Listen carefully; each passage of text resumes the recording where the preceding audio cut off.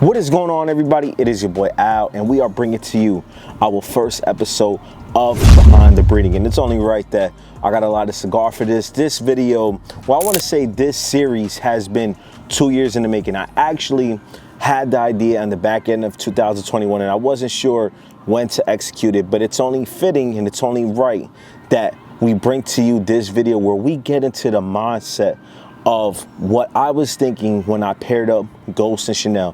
What were the things that I was looking to pair up with Ghost? What did I feel that he needed? How do we make these pedigrees match?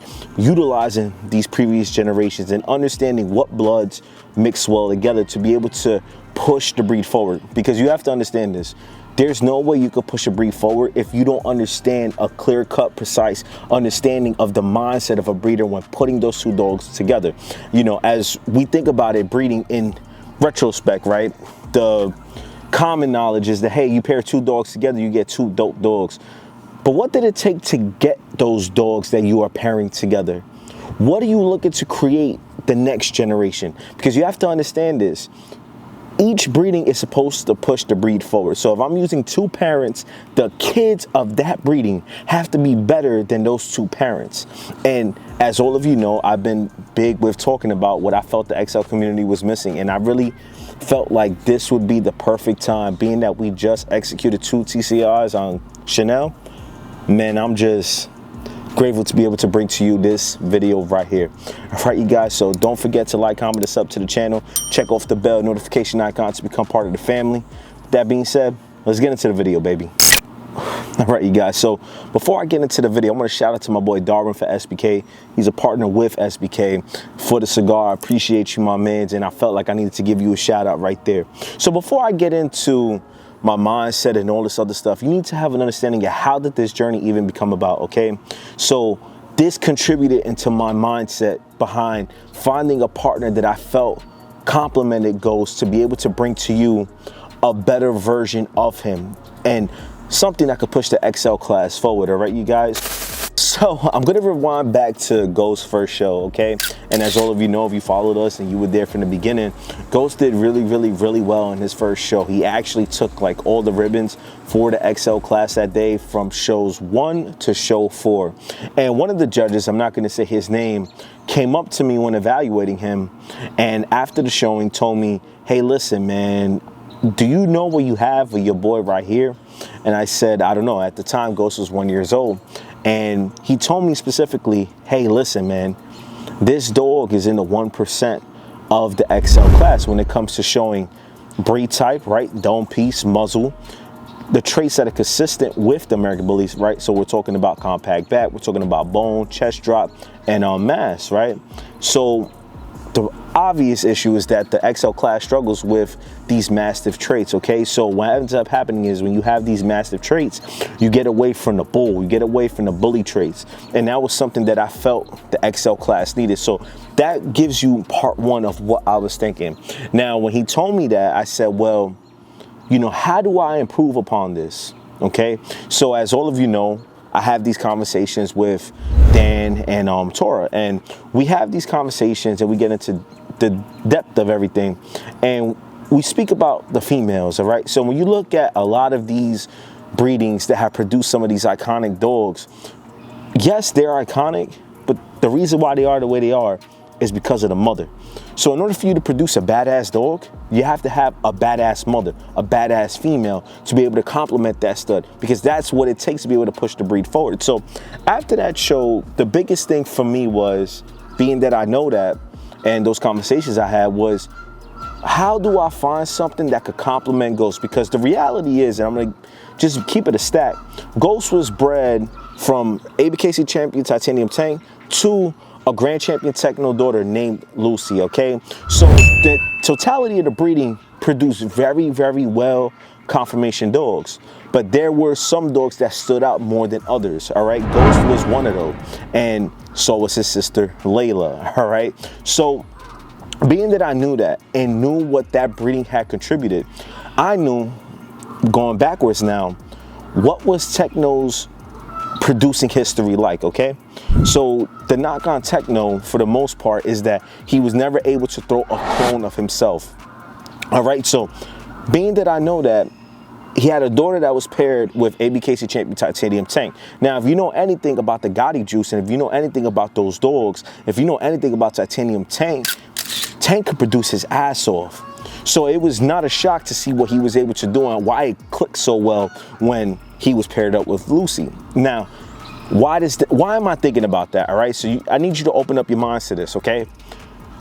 When you have those dogs in a pedigree and you have a father that wasn't known to really throw his exact look, and then you have a father in Tank that is known for producing his ass off, it was a 50-50 proposition in my eyes that Ghost will be able to throw his look going forward, because we saw what the breeding produced. It produced a couple of really, really dope dogs and dogs that were more on the classic end. So how do I bring this juice out? How do we push this forward, right? So the biggest thing I knew that I needed to have was I needed to have something that complemented him. So what I was doing going forward after this, right, when we're talking about the story in general, was I was going to show specifically to see the females, what was out there. Now, why was I doing that? Because I needed to see if those dogs complemented Ghost. Okay, so you have to understand that. How do I complement this dog, giving him what he needs, all right? Because that's how breeding is. For those of you that are not too familiar with it, it's not as simple as putting two dogs together. You really have to see what is it that your male has, what is it that your female has, how can they bring something together to the table to be able to produce a better version of what you started with. In a nutshell, that's how you perform really high level breedings, and that's how you push the breed going forward. So I had went around looking for the females, and it just so happened to be that some of the best females that I had seen were in Dan Rooney's camp, and one of them was Ghost's sister. So being that Ghost's sister, and I've collaborated with Dan before and I've shown Layla, Layla is a really, really, really big girl. No doubt in my mind, champs out in one show, and I say that very confidently, all right? But being that I knew that, I said, hold up, I really, really love this girl. I need something off of her, all right? So being that I knew that, fast forward, we get Chanel, and Chanel is off of Layla to Grand Champion Samson, all right? So at face value, my mindset behind putting this breeding together was, if I compared two of the dogs, the best dogs in my opinion, from the Tank to Lucy breeding in one pedigree, we get the height, we get the bone, we get the head, we get the clean conformation, which is what that litter threw.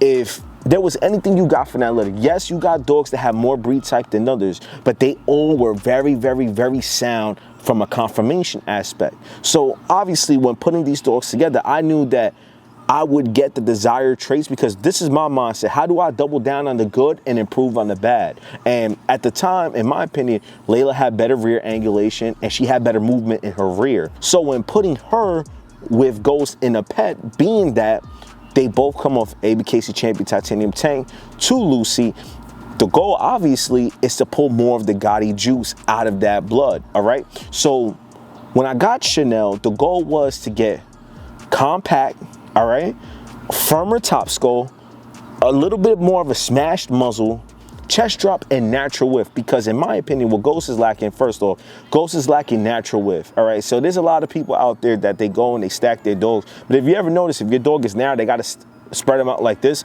You don't want that. What you want is to be able to have a dog be naturally wide. So I knew first off that I needed the natural width with Ghost, all right? And what I needed to do was I needed to fix his shoulders being out front. So the shoulder assembly, you want to have that chest drop go into the shoulders, all right? The thing is that Ghost's shoulder set is a little bit out front. That's what gives him those cat-like paws. But I know I wanted to, you know, further exaggerate that chest drop, get those shoulders exactly where it is that they needed to be.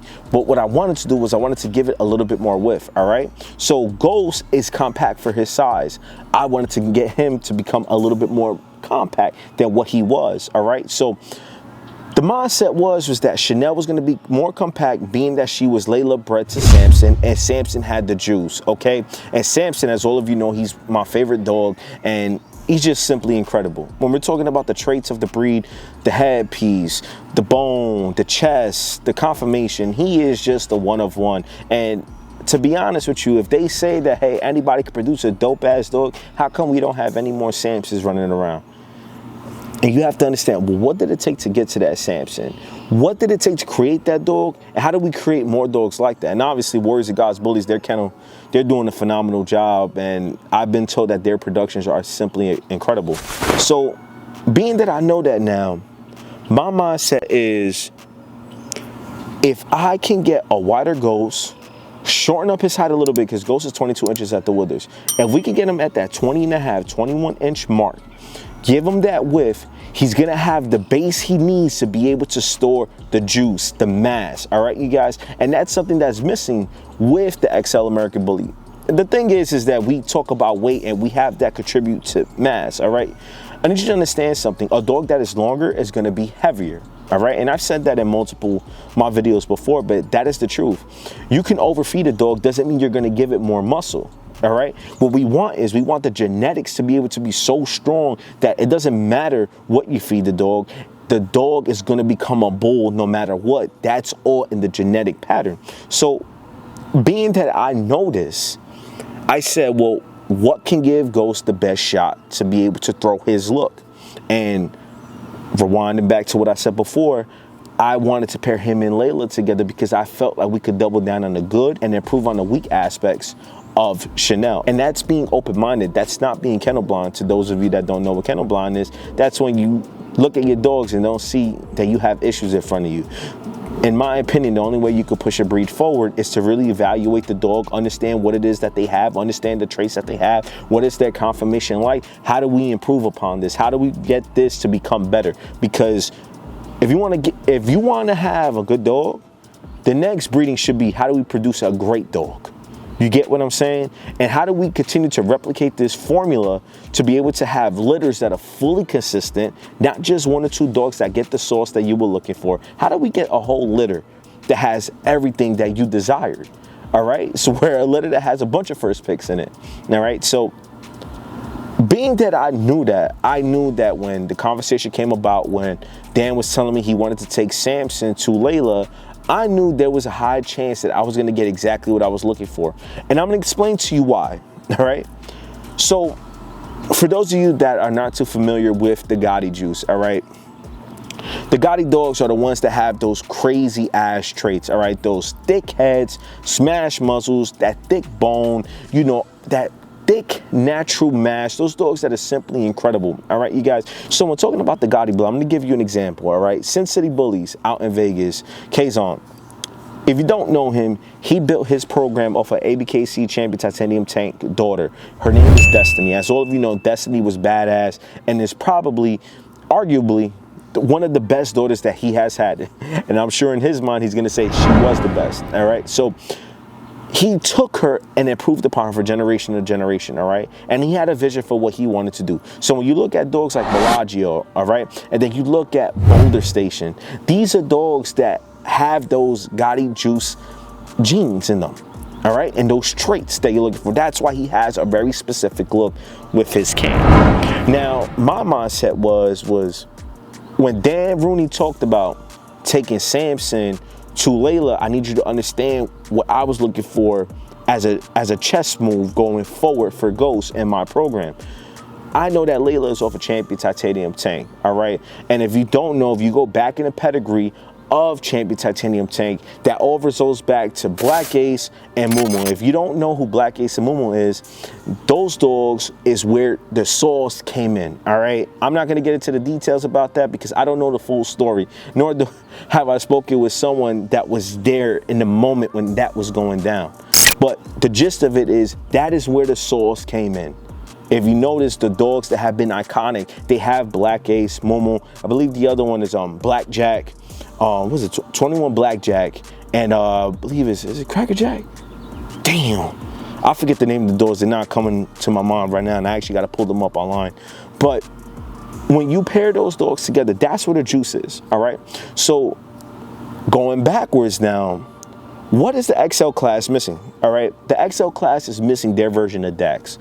And if you're not too familiar with Dax, and I've spoken about him before, but Dax is just simply an incredible dog, and he is the actual building block that a lot of these camps have used. And I need you to understand this. The XL class, we had a version of Dax that we didn't utilize. His name was Ichiban. All right, and if you notice, the Potter House bullies, I believe is ran by Antonio McClenny, he built with that blood. And he has some really, really dope XLs with breed type right now. So the reality is it could have been done. For whatever reason, it wasn't. They decided to chase the bigger dogs, longer dogs, heavier dogs. Well, being that I understand that, now go further back, right? The community built the pocket class and the standard class with Dax. So when we're talking about how do we push the breed forward, they took the hard work of Ed Shepherd, right, which produced Dax, and they said, how can we improve upon this?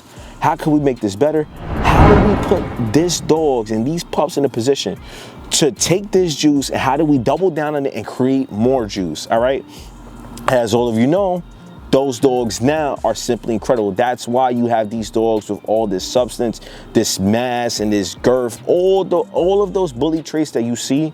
That is why those breeders built off of Dax. So my mindset was, what was used to create Dax?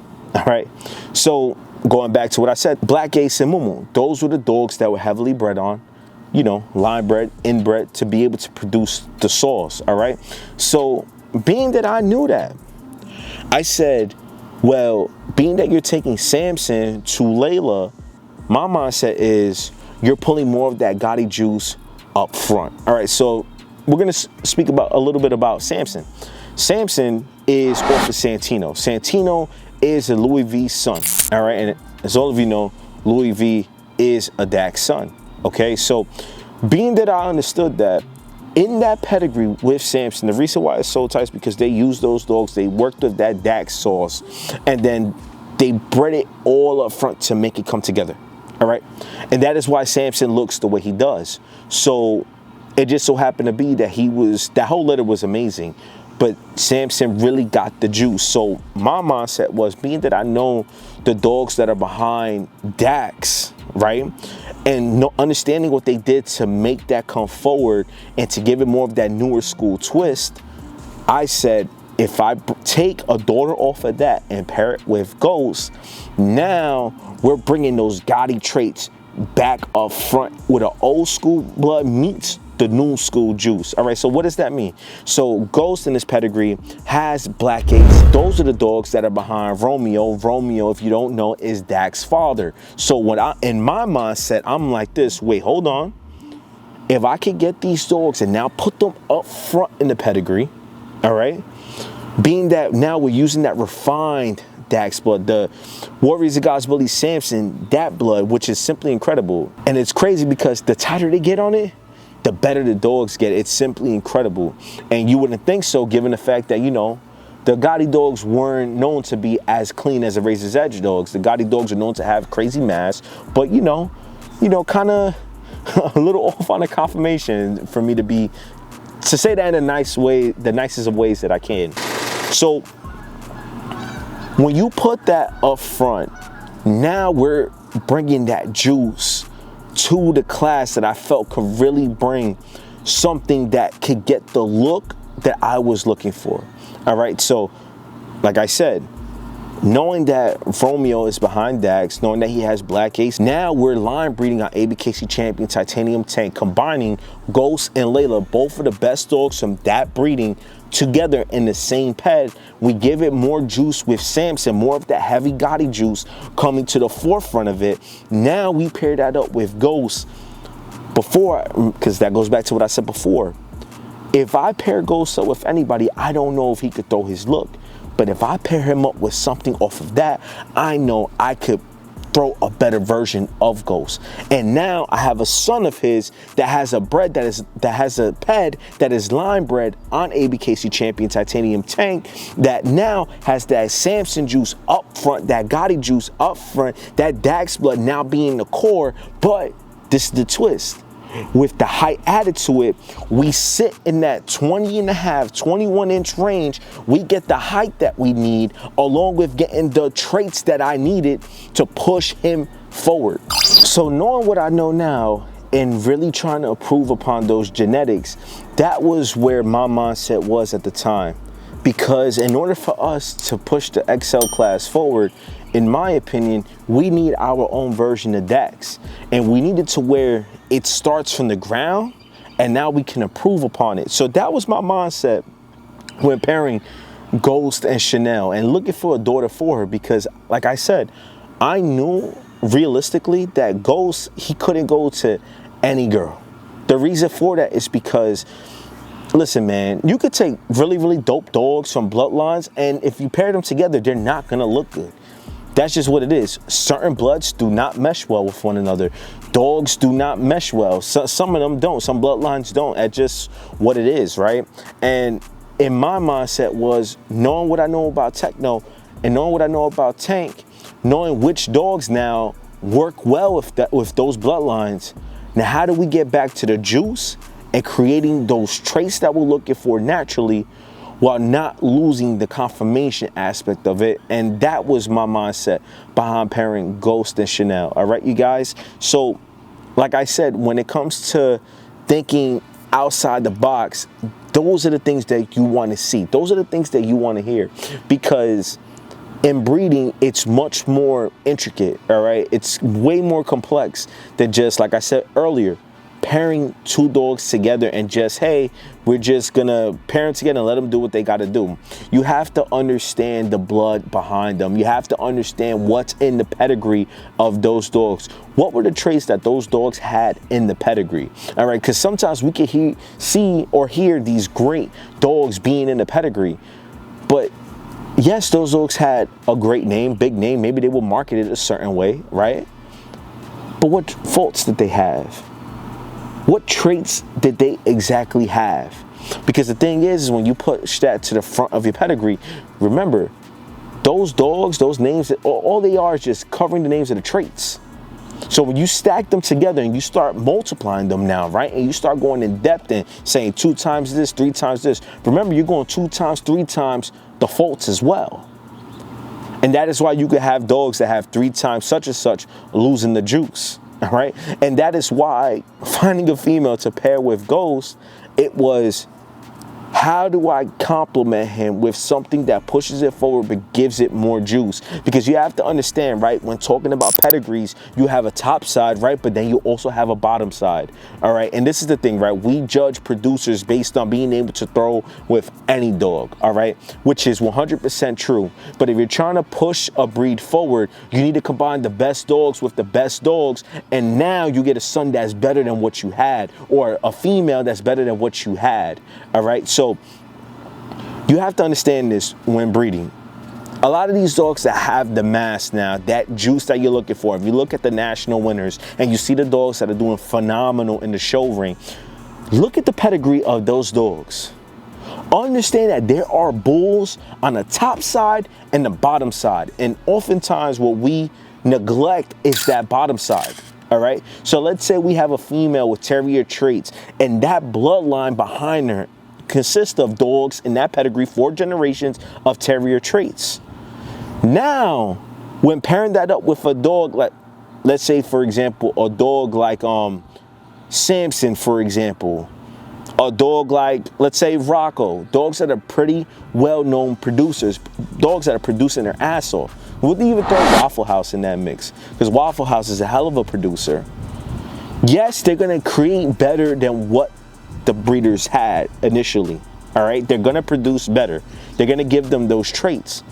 But the thing is that those traits are in the bloodline. So the thing is that going forward, you need to always breed for bully traits. You always have to have those bully traits from each breeding. Because the thing is if you go back and use a dog, let's say, that has some classics in their pedigree, you're going to go back to pulling those classic traits. See, that's how intricate breeding is. The thing is, you could breed for substance and keep breeding and have generations of bulls. But the thing is, go ahead and bring in a dog that has more of the terrier pedigree. You're already going to start eating away at that. There was a guy, Chris Moore. Chris Moore is a hell of a fucking breeder. He breeds bulldogs. Him and his wife, they do phenomenal work. And if you see the bulldog that he produced, Rocky, I'm actually going to be collabing with him. I'm going to reach out to him so we could talk about that breeding, because you have to understand what it took to be able to produce a dog of Rocky's caliber. All right, you have to look back. How was he able to pull that bone, that headpiece, that substance on this dog? That didn't just happen over, hey, one generation. No, that's years in the making. That's breeding with a vision, seeing how you want your bulldogs to look. Now, breeding them a certain way to always have that substance to push it forward, because if you get away from that substance, now you lose the mass.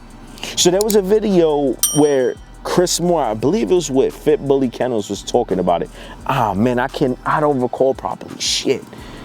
I think it was with Fit Bully Kennels. And he talks about the mindset behind getting the mass. And he says that you always have to breed for it. Absolutely. I agree with him 1000%. Because the minute you get away from it, the genetics, their natural state, what ends up happening is you get away from it. Now the genetics go back to what they used to be originally over the course of time. That is why you always have to breed for it. All right. And that is why you can see some dogs that lose the look over the course of time. All right. Because if you don't understand this, for those of you that are newer into breeding, and this is what this series is designed for, to help push the American Bully breed forward in every class. If you get away from the juice, then you're going to start seeing dogs that are losing what you work so hard for. That is why you can see dogs, and if you don't know, the tighter you get on the bloodline, the shorter they get. Well, what happens is the tighter you also get, if you have terrier traits in that pedigree, now your dogs are going to get naturally smaller. All right? So that is why you have to understand the mindset of breeding. How do we pair these dogs together to now push it forward? So like I said, now that we have all of this out there, right? I understood the dogs that Lucy had on her side of the pedigree, all right? And I wanted to not get away from them completely, because they contributed in a way where they had the height, all right? And they had good bone. Obviously, if you know Techno is a phenomenal dog, a beautiful dog, simply incredible. But there's the thing, understanding the pedigree, right? That, I want to say, behind Chanel, it's 3 times that a standard was bred to an XL.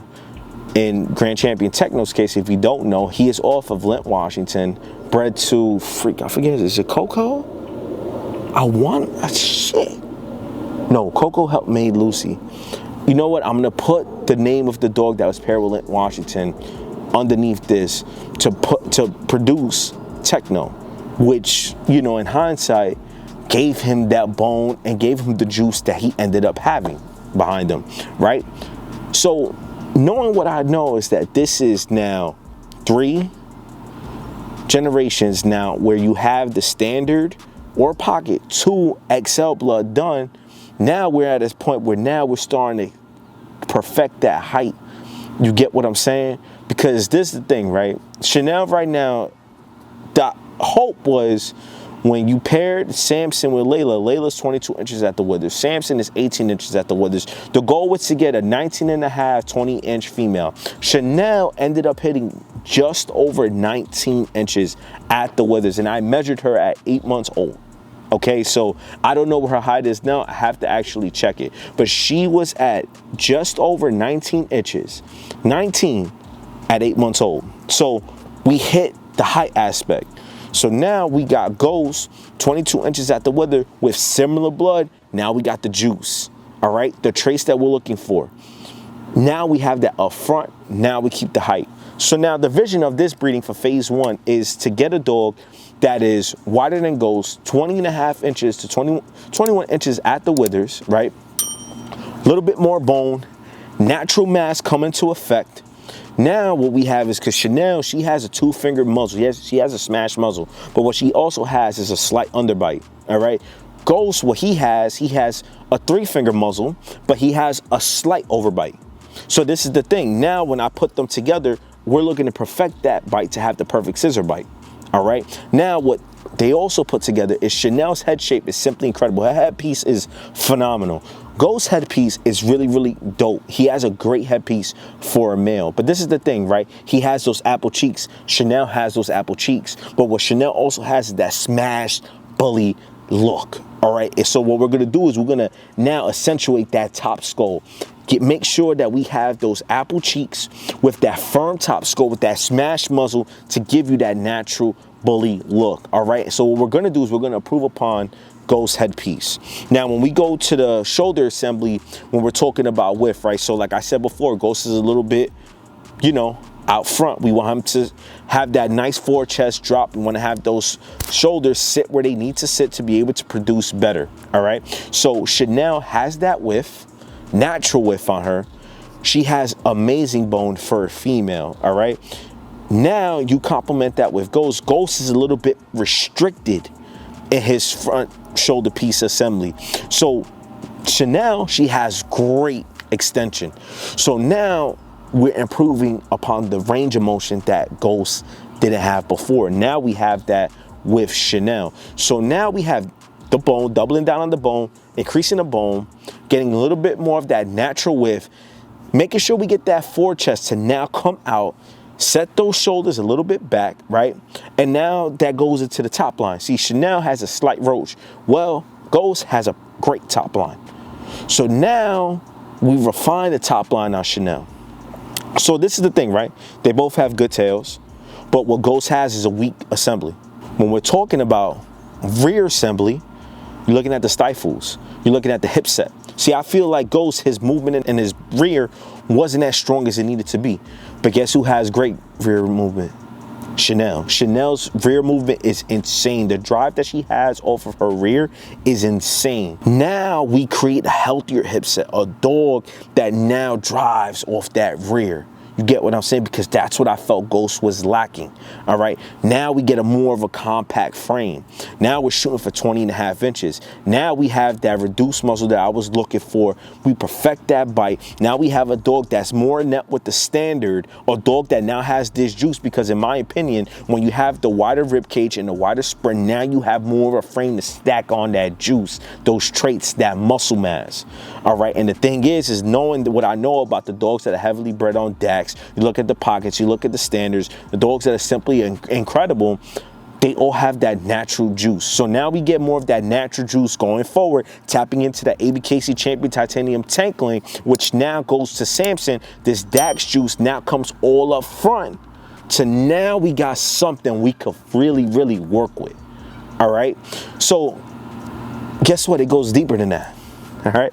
I'm not finished with you guys yet. What was my goal behind it? What was my goal behind breeding the American Bully? What did I feel it was missing? Yeah, we were missing XLs with tight, but we were missing a complete dog. So there's now we get more into why I felt my purpose was here, right? To push the breed forward. You have pocket standards, dogs that carry all this mass but lack functionality. Well, not for the most part, but you have dogs that are incredible that really can't move, that can't perform. Well, this was my mindset. You can use that mass, you can use that juice, but in order for you to make the dog fully functional, you need to have longer limbs on the dog. See, you can lose the functionality when you go to a pocket because, there's a lot going on. There's a lot of juice on a smaller frame.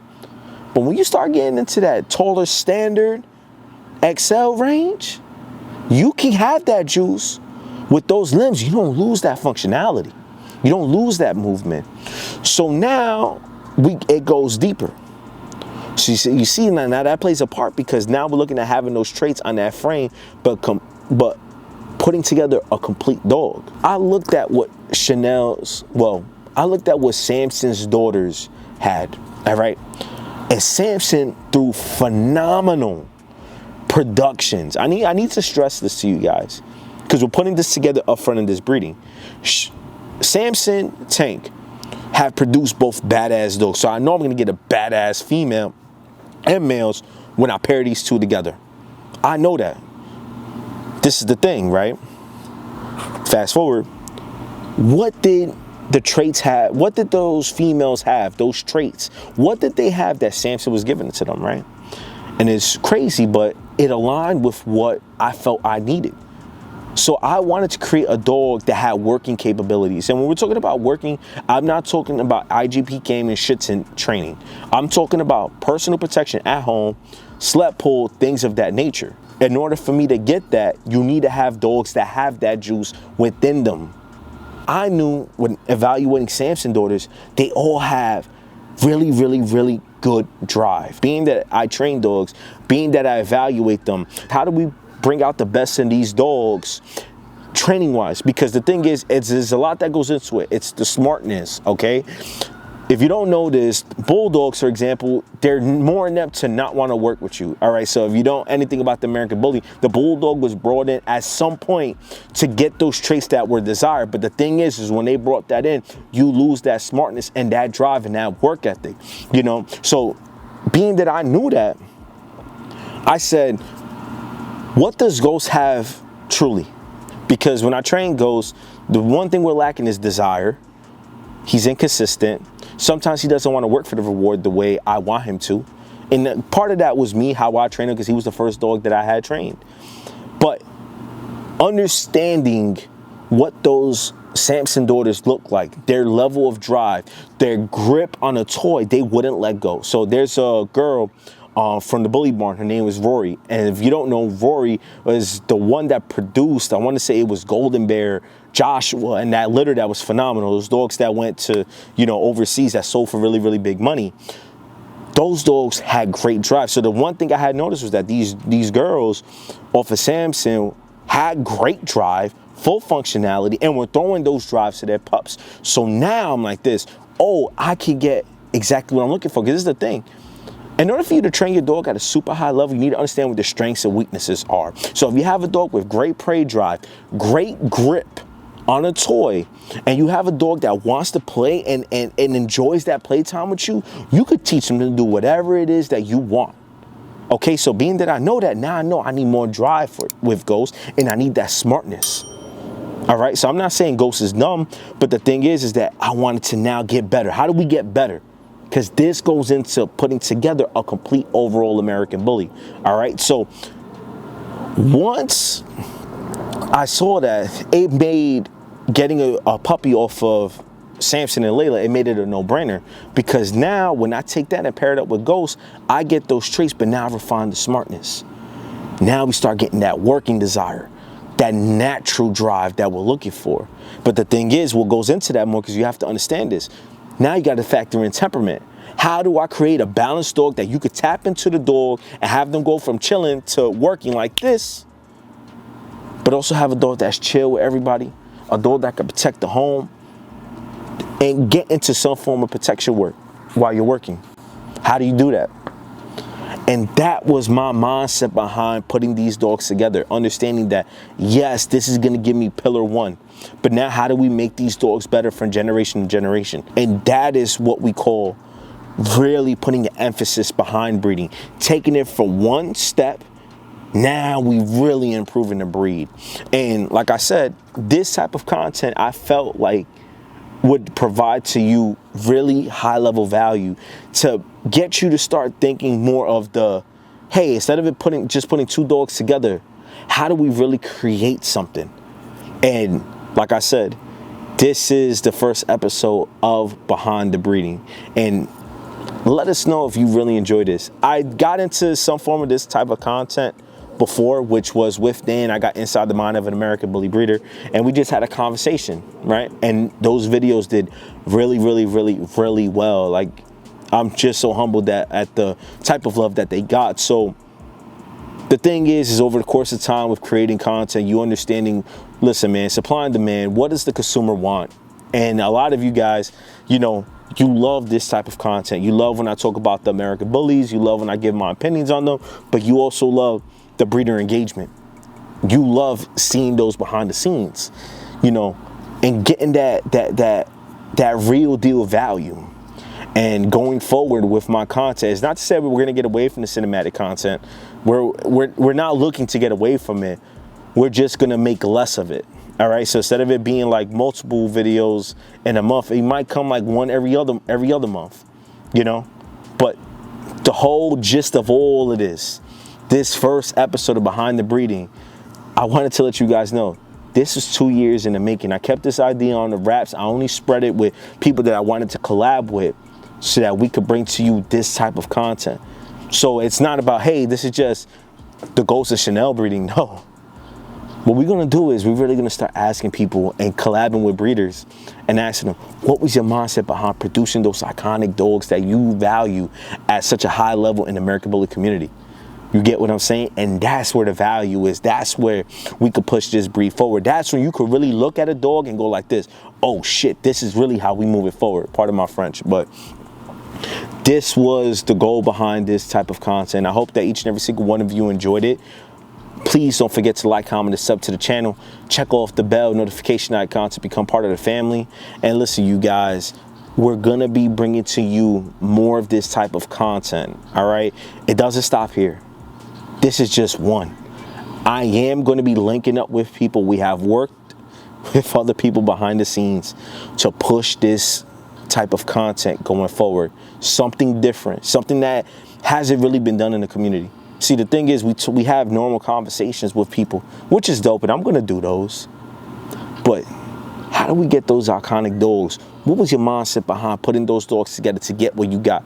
Did you get it out of a surprise, or did you really think you were getting that at the time when putting it all together? That's what y'all want, and then that's what we're going to give to you guys, all right, you guys?